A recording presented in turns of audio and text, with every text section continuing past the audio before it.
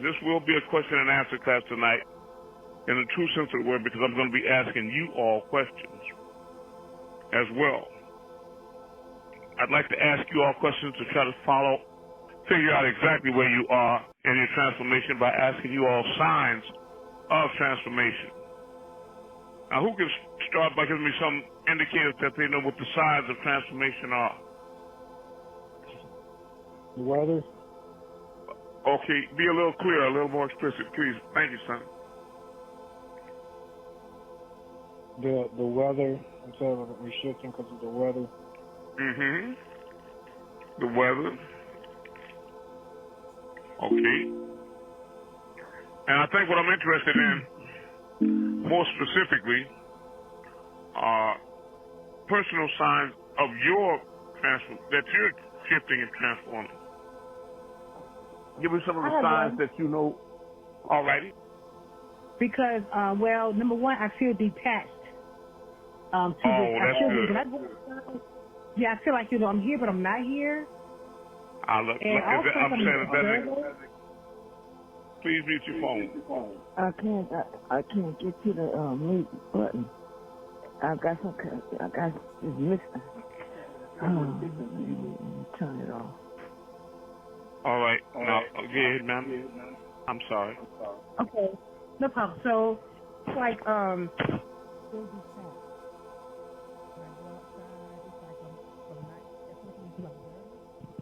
all right, man. Like sometimes in between sleep and awake, I get these blue, like a brown, or I guess it's called an or whatever. This blue, like a royal blue, and it starts like it like spirals, and it opens up, and I feel like a different place, and then it closes up. I feel that I was a kid, now it's come back to me, but I mainly feel detached, and when I close my eyes, if I was really good, I also see the solar system when I close my eyes. When you said, like, the solar system inside of us, the stars and stuff. So yeah, it's like it's all coming like full throttle. Yeah, and it feels like I feel different. Yeah. All right, very good. All right, who else can give me some examples of signs of transformation? AMUN, before we continue with the Q&A. Okay. I'd like to say to the family that I really appreciate their love and light that they've sent, and let them know that my mom did transition, and that I thank everyone and I love them. So thank you. And we love you. That's why we do it. Exactly. And I'm with your mother, and I'll make a special trip to her again tonight on your behalf, and let her know your concern for her again. Just a reminder. Thank you. All right. She'll come back to visit you. Yeah, it's real.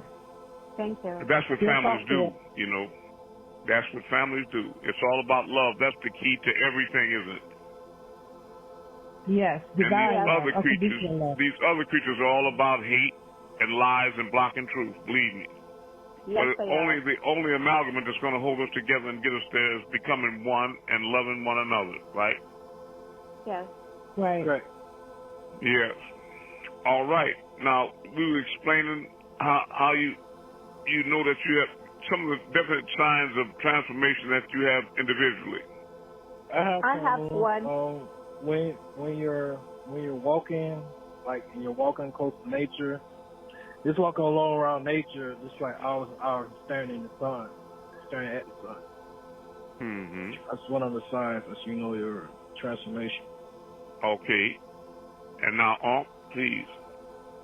I've seen a couple of things that a butterfly just came up to me, just like really close, as well as a dragonfly, which I haven't seen a dragonfly in a while. But like, they scarce like children, huh? Yes, to piggyback on what the brother was saying, when you're out in nature, you feel more at peace, like that's your place. You just feel calm. Yeah. Yes. I tell you, a strong indicator is separation from the masses. You follow what I mean? And you can figure that out easy by taking the M off masses. What word would that leave? That's right. And then reflect on Noah's flood. Please mute your phones, ask to be respectful. All right, that's right. Because if the crowds are going one direction, you know to go the other. Right? Yeah, because they're under a mass psychosis, a hypnotic spell. They are following the drumbeat of you-know-who, the one that's messing with the phones, that thing, the ugly. All right. Yes. AMUN. Yes, I hear. You remember Monday night I was looking for Saturn, but we couldn't see that, right? So I laid down and I started to study the Schumann residence, and all of a sudden I saw a bright light. It was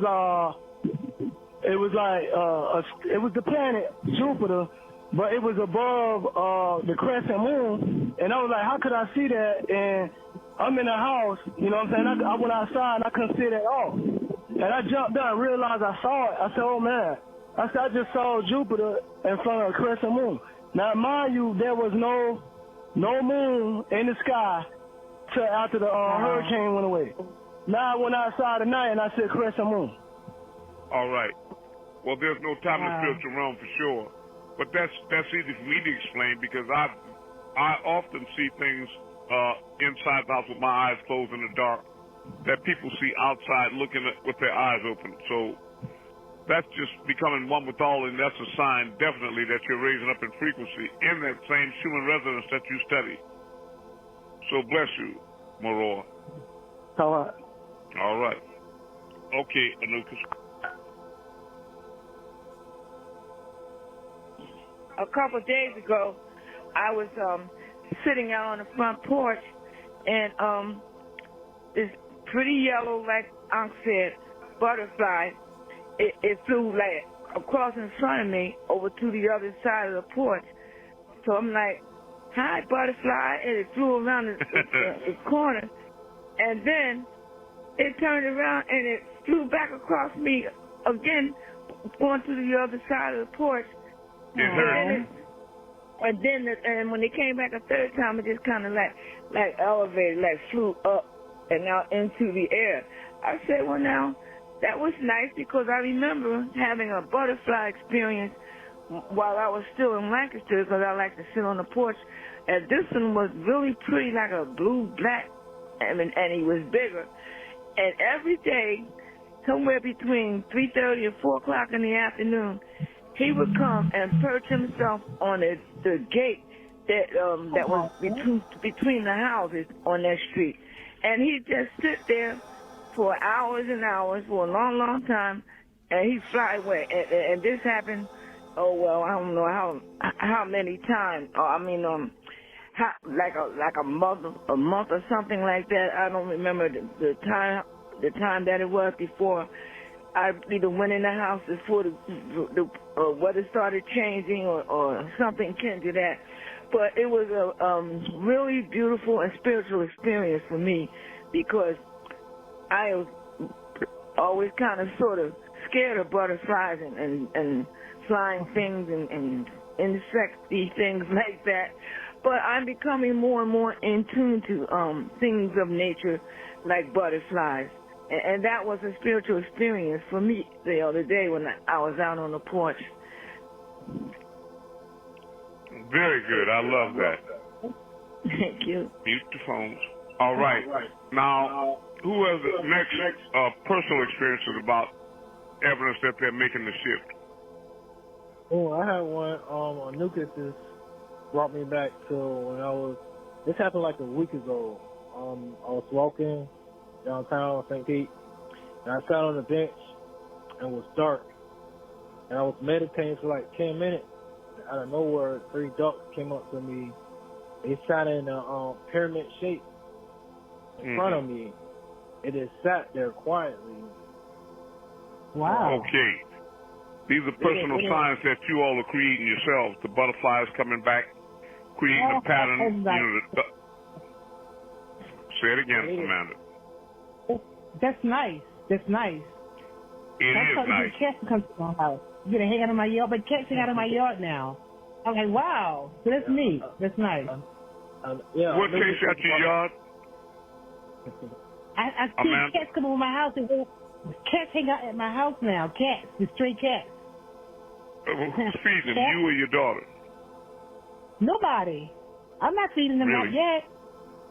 Okay. Mm-hmm. Okay. And they chase you out of your yard? No, but they hang out in my yard. Oh, I follow you. They love you then. That's right. They sense love there. Awesome. That's what attracts nature. And I have one. Animals. Okay, I'd love to hear it. And I'm having more of the light flashing in my eye, like out of the peripheral. I keep seeing the bright light flashing. I love that. And what colors are your lights you see? Predominantly. It's predominantly a white light, and then I have to look to see where it's coming from because, I can see a flash in the daytime, but then when I'm painting at night, I'm like, what's causing that flash if I'm just sitting up in my room, Wow. All right, now, where's the flash? Is it outside in the middle of the room, in the middle of the air, or is it coming directly out of your eye? It's coming out of my eye. In the left-hand corner? In the left-hand corner of your eye? Yes. Okay, you are transforming. Hotep always has that. He still has it too now. But I'll tell you where it started.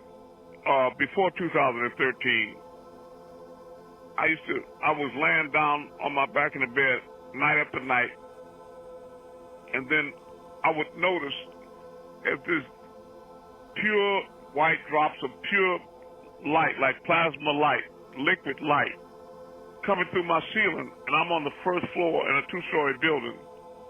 So it was obviously dropping down through the roof, the attic, and then through the second floor, then down through that floor. And it was dropping right down where I lay my head, where I'm looking up at dropping right down where I lay my head. Mm-hmm. So I started standing back, and I was watching this liquid light and drops, and I was amazed by that. And I was thinking, that's crap, like I was not thinking anything like extraterrestrials. I was thinking that must be commercial crafts. And they're passing over the head, and they dropping something. Some kind of crafts, right? But later on, I realized that's extraterrestrial crafts, and they're dropping that light in the same way that when Yahshua HaMashiach was in the Jordan, being baptized by his cousin, 6 months older, John the Baptist, that they noticed that there was a white light that flooded down on Jesus and went into his head. And in those days, they could only describe it as a dove because it was white and it was in the air. And the only thing they could think of at that time is a dove. But it was the spirit of the angel Gabriel that was dropping down into Yahshua and then ushered him into the wilderness. So that when John had him under the water and the Roman centurions were there, the authorities were always watching because they were looking for a cause to arrest and assault John because he had such a large following, and everybody was moving away from the Roman government and swarming to John. Very powerful man. And when he went to pull Jesus back up out of the water from the baptism by water, he felt all around the bottom of the Jordan and he couldn't find him, because Jesus had been ushered away into the wilderness to start his initiation. And that's when the Roman soldiers arrested John the Baptist, and eventually his head was taken and placed on a silver charger by the order of Herod for Salome, the daughter of his then wife, that he asked to dance for him and he would give her any gift, and she, by her mother's request, ordered the head of John the Baptist. Also, I want to say about that Jordan River, it was a small river, but I had this frequent vision, and this was years before I was taken up in 2013. I would be standing on the bank of this bigger than the stream, it was the Jordan River, and to the right of me, there was the tree of life. It was very green, and it had tall, I guess you could say, reeds, a lot of reeds. And across this glimmering water, there was Malachi standing there, and he was standing next to a tree too, and we would just stare across this water at one another without saying a word for a long time. And I have yet to understand all of that.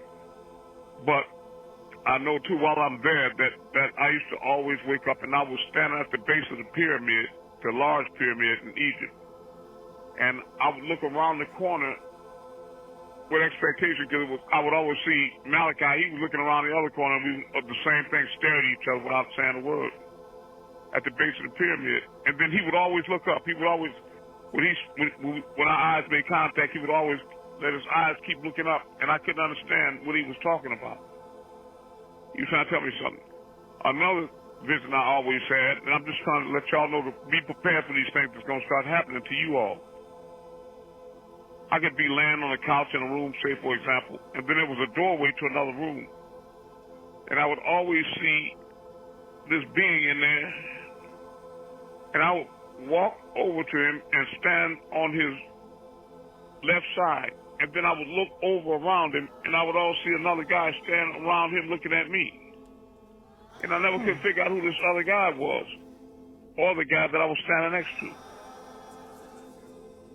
But then I was reading the Holy Tablets about Malachi's initiation, about Achan on the left and Muhammad on the right, and Achan was the sin of musk and Muhammad was the sin of rose. All I'm telling you all is that these things are very true and very real, right? And then when you think about Malachi, you have to think about the many personalities that go through that vessel. 19 different personalities. So that you have to understand that it is possible to understand that you have a vessel of a man or a woman that can be housed or possessed by a very difficult or negative spirit at one time. But do you think it would be fair to judge that that being's entire existence because of that one negative spirit? All I want to do is give you something to think about. You follow what I'm saying? You know, is it possible that could happen to some of us, that we could be real good, positive beings, and then every now and then something come into us that's really not, it could be kind of ugly. Yeah. Well, do you want people to just look at you only as that? Even though I'm saying that everybody has a responsibility for everything that they project or traject. Are you following what I'm saying? So I'm not trying to say that if you murder people or eat a baby that you can holler that the devil made me do it or I wouldn't to myself, right? You still got to be the one to burn, okay? And I know that sounds complicated to you all, but who said this thing was simple? Right? Now that I've sufficiently shaken you all up and unnerved you, I would like for the next person to describe some of the signs that they know they're trying. Have you all thought about diet? Has your diet changed at all since you've been transformed? The way you eat and what you eat. Eating like fruits and vegetables. I know mine, Sal. Drinking a lot more water. Oh, all those things are excellent examples. More vegetables and greens especially, and a lot more water. Sometimes I don't have the desire to eat at all. Too as well. And what, not eating at all? Less meat. A lot less meat. Just say it again now. I said less meat. A lot less meat. Yes, less meat. Yeah, that is a definite sign, less meat. Because the blood in the animals, that is their revenge for slaughtering them or hunting or killing them. As when you eat it, that's how they exact their revenge. By nature's call. High blood pressure, and it makes you drop down to a carnal vibration, very low, so that you think base like an animal or a beast. You think like them. You start becoming some of the attributes of that animal.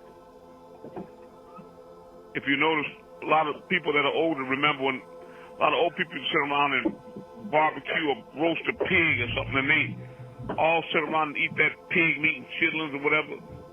and they start sweating on their nose and sweating and popping sweat and talking. It looks like they start getting evil and shifting a little bit.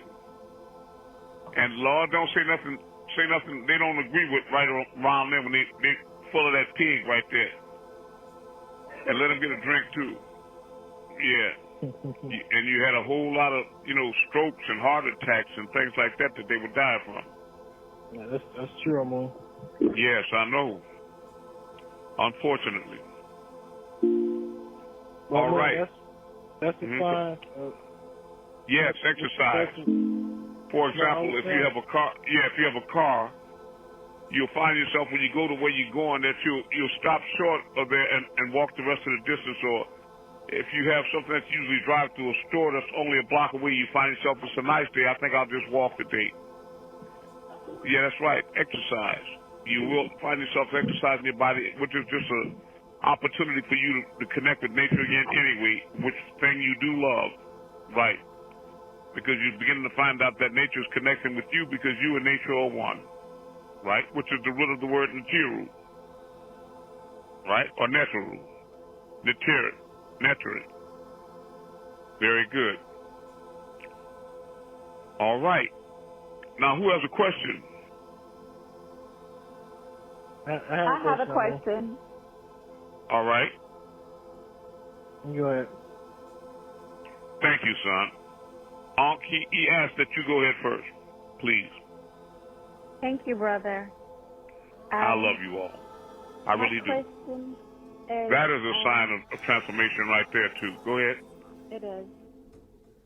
My question is, I've been waking up at 3:30, also more so than before, and I will just sit up and then just listen, because it's almost as like instinctively something is going on that I don't know physically, but spiritually and mentally I do.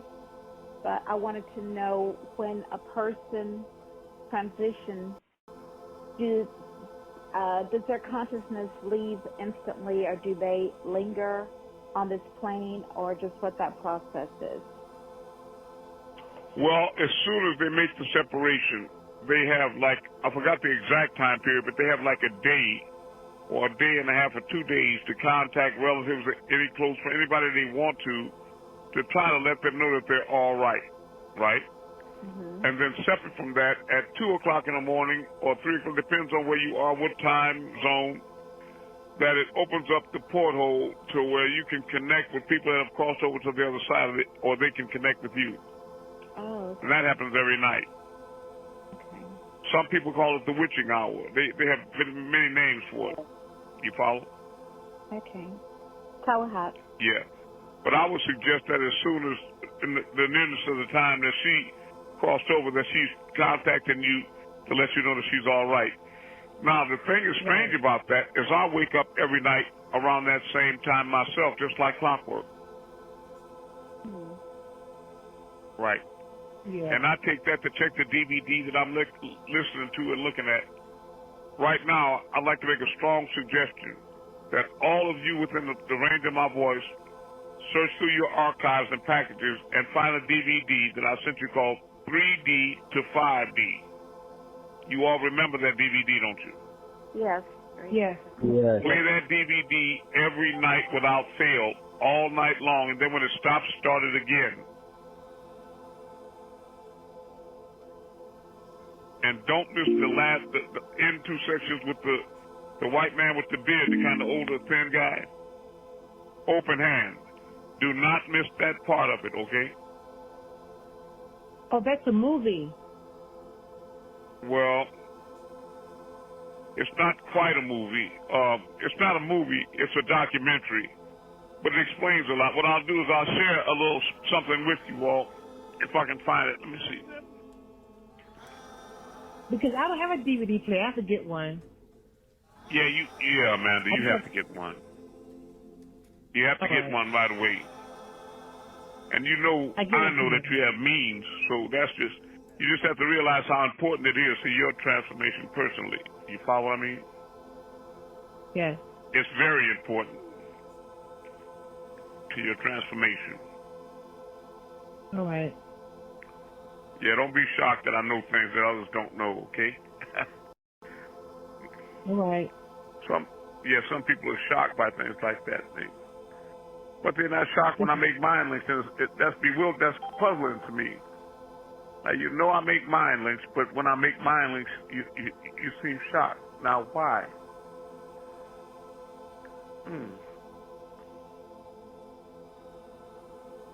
All right. Let me just give you some of this, Amanda, and see if this... What does it mean to be raising your vibration into higher levels of consciousness? The 5D, for example. So, what is vibrational frequency? So the soul incarnates through the physical and mental and karmic as it does, so it tends to fragment. This is where the soul is getting attached to physicality. For example, or in relationships, you know, you get attached to your man or your woman or your children, your friends, you see, or to things, or conditioning from society. That's following the masses. Or from a childhood, or this kind of thing, you know, like something happens in your childhood that draws you back to certain events.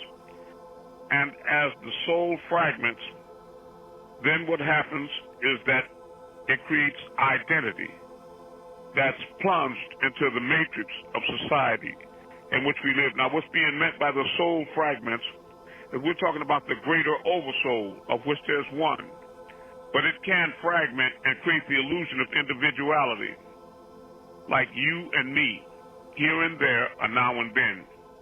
But we're all in the same place, the same one, vibrating at different frequencies, right? But we begin. But now, as you start transforming and making the shift, you're starting to blend back into one, and you're starting to have more empathy for your brothers and your sisters and their condition, right? Even though you haven't met them physically, you can feel the sister or the brother in their situation as if it's your pain and you share it, or your fear and you share it. And you can feel as if you're one with nature. You feel like you and that butterfly or those kittens or those ducks, that you're not separate, right? That there's some kind of connection, right? Which there is a definite connection. And really, then the vibration of your beingness is associated or identified with the physical densities of life. That means you drop down into a physical body, and you start thinking that you are that body. And of course you're not, right? All right. Now, how to raise your vibration? Let's think about that next. So what kind of practice is it going to facilitate you raising your vibration? Well, first, see being observant of oneself so that you can start to unravel attachments for a need for an outcome. You know, I have to work 30 years with my plan and then I'll achieve my goals, you know, not necessarily. By that I mean, we've been groomed by society to think that there's an order to things. You go to dinner, for example, and then the waiter comes and offers you hors d'oeuvres or a drink, you know, before dinner drink, then a course, and then the main course, and which would be followed up by dessert, right? But now suppose you went in there and asked the waiter when you went in there, when you ordered, please bring me dessert, and he would look at you confused like, why are you ordering the after dinner treat before dinner? You know, and then after that you order the next course, then you order the main course last, and then you order the drink. But you can do that if you want to do that. Why can't you? Why couldn't you do that? See, it's not true that, like you've been conditioned, that in order to have a house, you have to go work a job to get the money, and then go buy the things that you need, the materials, and get the people with the skills to help you, and then start building the house before you live in it. It's not true. In reality, You all could create the house with your mind and go and live in it and then build it later. But you don't know that because you've been so conditioned by society to think that you have to do this and that first in order for that to happen. A chain of succession, it has to happen this way or it can't happen. Who said that? The masters told you that. It's not true. Now, I know you're not used to thinking that way, but it is true. It's not that way. It's just people believing that it makes it that way. Just like they think you have to go out and look at something in the sky to see it. So when Maror or I say that we can see it without being outside, it sounds strange to them, like when you say you move stars. It's just hard for them to believe because it's not part of the programming that they had. It's outside of the box. All right? All right. You see, but a lot of times you keep these attachments for need of an outcome in the material world. And meditation is going to help greatly with that. So you're constantly internally inquiring and feeling the sacred ground of being, which is you. And this becomes more and more of your reason for being, rather than requiring something, some kind of outcome in externals. So meditation is crucial for that. And of course, breathing meditations. But all the meditations, you wouldn't. Okay, let me see. Let's start doing some, like inhale, everybody. And visualize a green and blue light, and then exhale and blow out everything negative. La.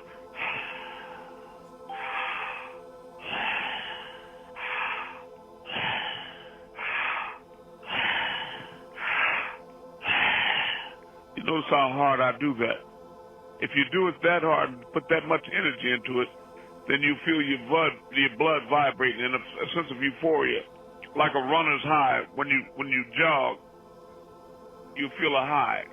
But if you don't commit yourself and breathe hard, deep in, and exhale deep out, and you feel it and hear it like me, you are not doing it correctly. Now let's try it again because I didn't hear you all. All right, inhale. Now exhale. Hard.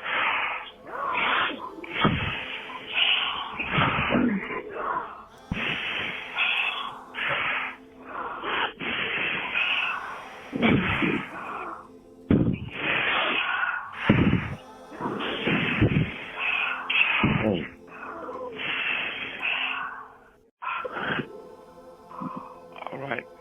Now, everybody that did that correctly, you can feel your blood vibrating in your body, in your chest. Yeah. You feel it vibrating? And tingling sensation as well. That's what it is. That's the spirit in the blood. That's the spirit in your blood. You feel it, right, Hotel? Let them know. All right. And you got it kind of you're not high like a drug, but you feel kind of floaty like. You follow me? Sure, it had me dizzy.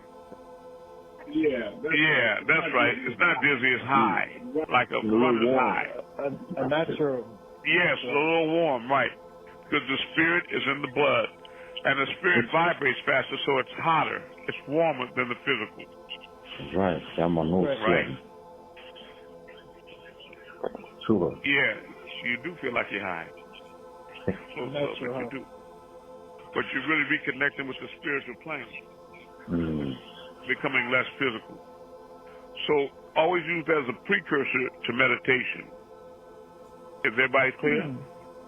When you get ready to meditate, do your breathing exercises. And I have to really add to that. Make sure you use visualization. Attach a color to the air that you inhale. Make it a healing color. Green and blue is extremely spiritual. If you can mix those two, fine. And then when you exhale, visualize blowing out everything in your system that is unnecessary or harmful to your system. And just all I can add to that is make sure you breathe even deeper, inhale deeper, and exhale harder. And then it'll be a regular part of your spiritual exercises. So now you're getting keys just by being here, right? That's what what they fear. Okay.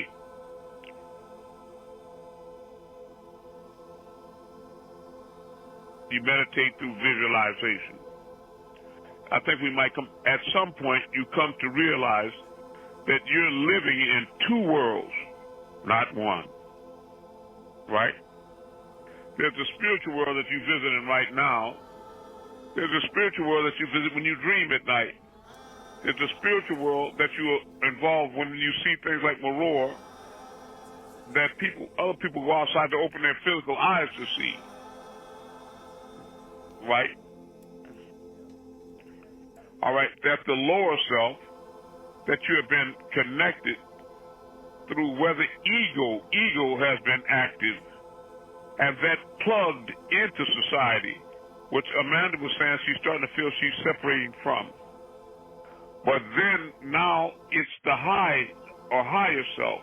The higher self is interconnecting with everything around you through synchronicity. Like Uncle was saying, 3:30 every morning, or the synchronized ducks, you know, that Kim was speaking about, etc., right? Let me say that again. Mm-hmm. It's the high self. The higher self is interconnecting or reconnecting with everything around through synchronicity, through inner guidance, through intuition. That's how she senses it may be her mother, right?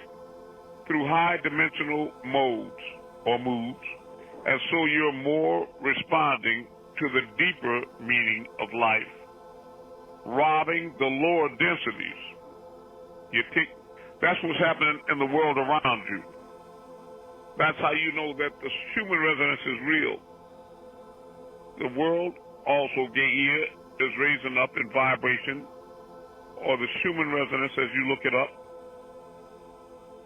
So as it becomes more spiritual and less physical, the consciousness of the planet is shifting into a higher consciousness, so it's drawing all the resources out of the lower world, or robbing the lower world of energy and resources. So you're going to get less food.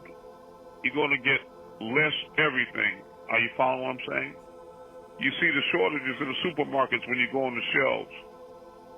You can see there's people talking about less water and droughts, less drinking water. You even got less people.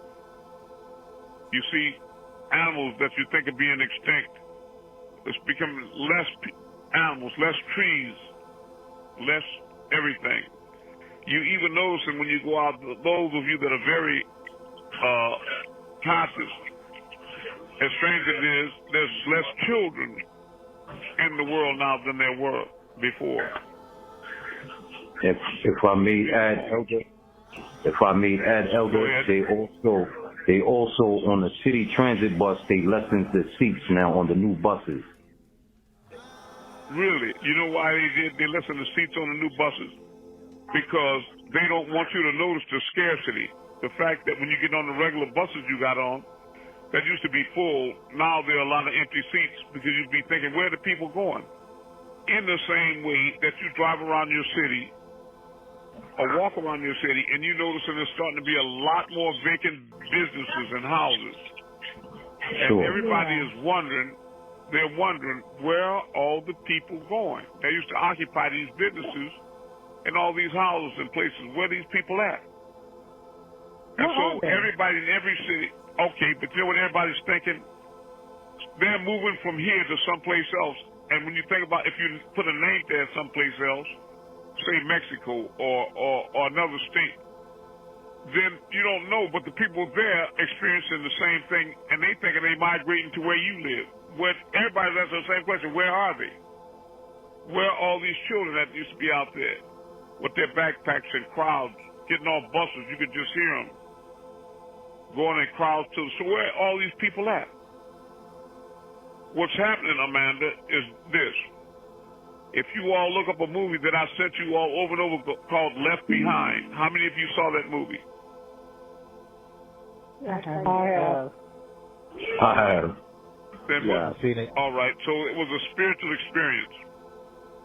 So that the people that were associated with God and kindness and love, those people were being taken up, right? And all the people that weren't necessarily evil, but they were attached to the system in the world. They were like physical in their perspective, right? And they never thought about spiritual things that much. All those people looked around on the airplanes and buses, and it was fewer people, and they were all wondering where the people went. The people raising up with the new world, and they're the ones that's being left behind in the old world.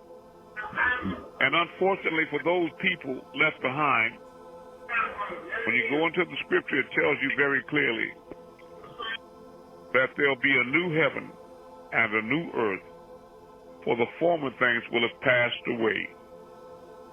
Right? And that'll be a sad day for them, right? Because they think they're going to be left behind on the earth in fewer numbers to do what they want for themselves. But without resources and without an earth, where will they be? That will be an unfortunate moment. So, I hate to be, trying to pressure, but what it is that it's our way or the highway, right? While they're playing games. Now, how many of you all have been watching the Florida hurricane event and tracking it on the news? I have. Okay. With that, I want you to realize that there hasn't been a hurricane, especially a major one, in over 4 years that made landfall in the United States. Is everybody clear? Sure. Yes. Yeah. Yes. Yes. Do you know that hurricanes are basically a weather phenomenon that consists basically of clouds, right? Thunder clouds, storm clouds, etc., right? Sure. Mm-hmm. How many of you have witnessed me moving clouds before? I have. All right. So think of thunderstorms or hurricanes. That's a weather event. Now think about, it's been 4 years, but they're playing games with us in the media, like Facebook especially. There's going to be a lot of problems happening in every quarter of government and in society, with everything and everybody has anything to do with trying to block our mission, which is blessed and ordained by the real Creator, right? Right. So now, and then I want you to pay attention to the kind of people that are on the news talking about, oh my God, we never thought anything like that would happen to us. And then ask yourself, do you see yourself a lot? And what is the quick answer? No. That's right. You're not seeing yourself, are you? No, you're not. You're seeing other people. No. Sure. Right. And I want you to know, I want to be very clear about something. This is not a problem that we have between races like black and white. That's not it. It's about reptilians and angelic beings. But you have to first realize that reptilians are definitely not a race. They're a species. Are you following what I'm saying? Sure. A species of lizard. Right. So they can be black, so don't be fooled by your jet black brothers and sisters, because they're reptilians, and you can judge them by their nature. They have a very snappy, ugly nature. You notice? People that just, every time you talk to them, your vibrations drop. Yeah.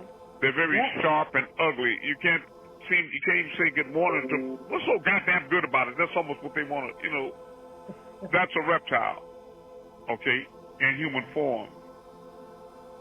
And these beings, they were cast down to Earth from many different star systems. One of the planets is Mars, which backwards is wars. And they fought, Michael and his angels, against the dragon and his angels, and they, of course, lost. And they were cast down to Earth. So that's why you find a lot of the marks that you can find on Mars that are on Earth, such as the pyramids, especially the pyramid cities and the plains of Sidonia. So do computer search on pyramids, cities on Mars, the face on Mars. Write it down. Don't be mentally lazy, because otherwise you relegate what it is that I'm communicating you to the realm of beliefs. Amun said this, and I don't know whether to believe that or not. You don't have to believe what I'm saying. Check it out for real. And I'm not playing. Look it up and you find out that everything I tell you is true. So they were on Mars, and then because of nuclear wars, you want to know, well, what made them migrate away from Mars 450,000 years ago? Because there was a war in heaven, just like there's wars in heaven right now. Right now. And these devils that's playing with the phones and trying to cut it off, these are those reptilian entities, the fallen angels that are finally being cast completely out of existence, because there's no more space for that kind of ugliness, nowhere. They're being cast out into the outer darkness, the abyss, because they're putting their feces and urine all over beautiful heaven. Are you following what I'm saying? Now, when they were cast down to earth, they built up a lot of civilizations to these angelic beings that previously, you have to be clear, they used to be angels of light, just like you and I, in the heavens, until they rebelled against the creator of all creation, including their creator as well. They rebelled and were cast out and down.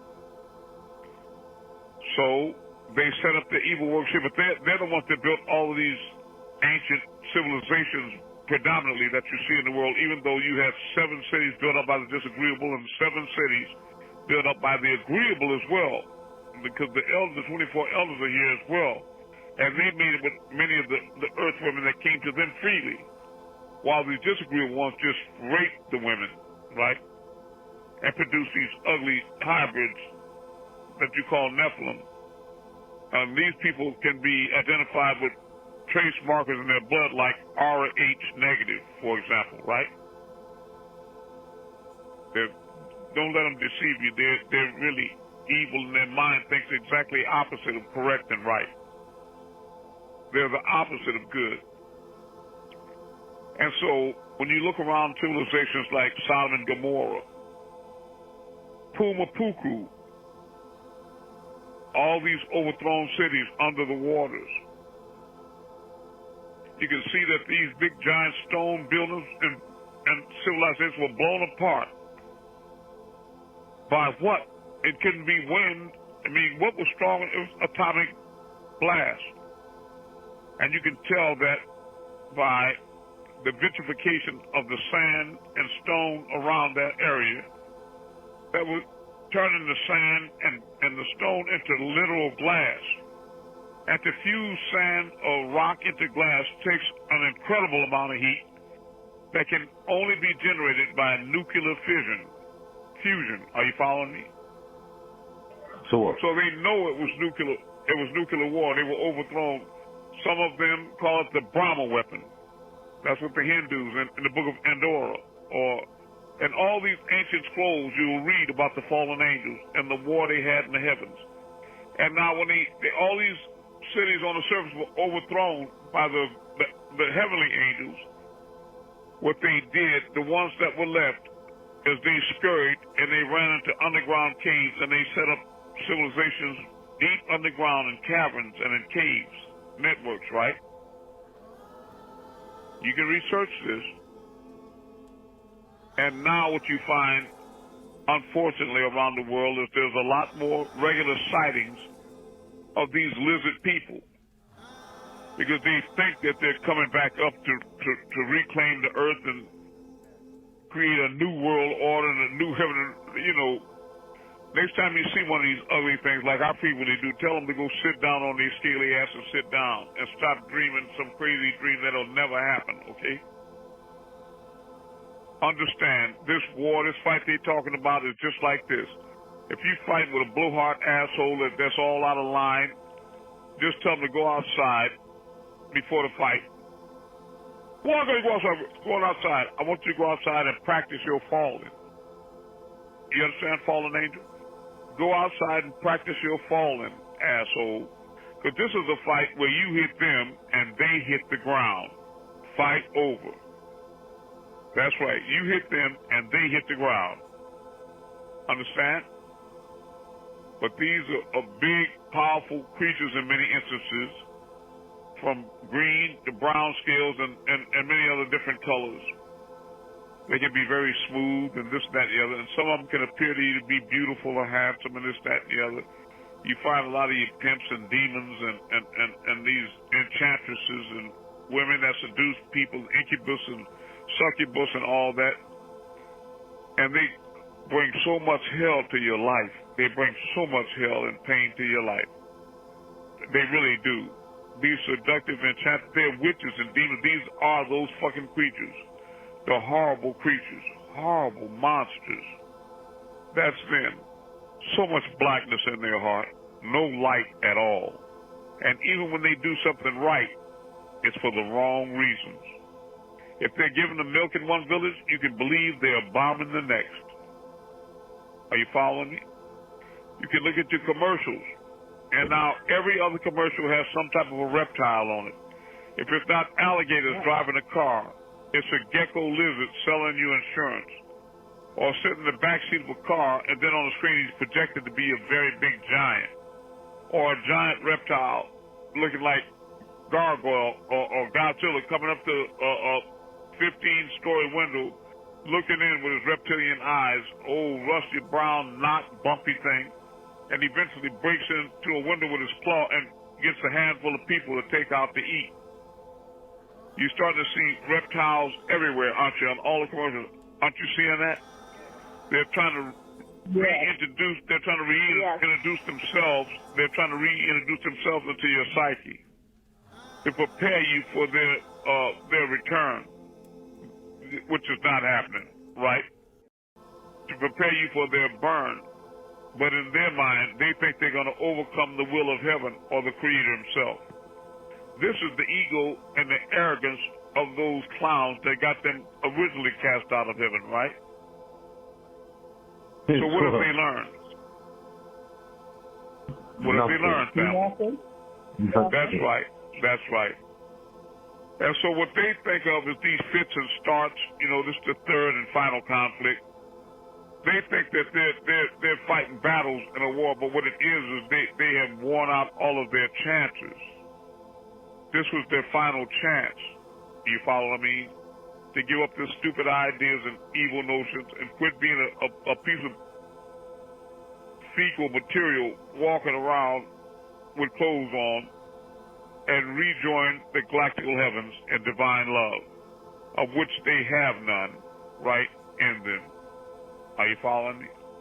And it's so unfortunate because those of us that were sent here to you are here to gather the elite that are qualified to make that ascension and reconnect with the divine love or their higher self and not lower self so they can rejoin their celestial family in the heavens.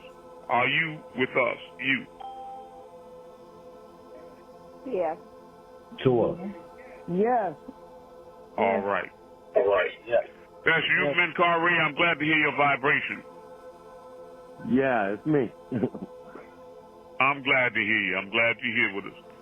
Yeah, glad to be Can you here. share with the family what you just experienced yourself, what you went through, and how we stick together as a family? Did I stay with you? Oh, yes. I had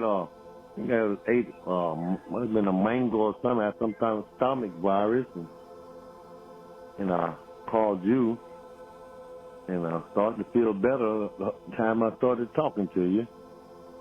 And you said, just wait till you get off this phone. You sure enough going to feel better. And that happened. And I was a whole lot better the next day. Woke up. That's right. I love you because we are one. And did you get your package? We worked hard, the three of us, to put together a healing package for you. And yes, I did. some monatomic white powder gold in there for you. Did you get right. it? Because I paid to send it priority to get it to you quickly. It came right on. It came right on, too. It came right. Oh, I love you. I'm glad you received it. Well, bless your soul, and thank you again, because we all need to know that we have some place to go or somewhere to turn when evil comes to visit us. Are you following? Yes. And we all will be tried and shaken violently by those negative forces at some point in our journey. And if they haven't prostrated you with their evil touch, it's just a matter of a short time before you'll experience it. But know that you are not alone. You're not alone. Like Ankh said, we'll be with you even more then than we are normally. All right?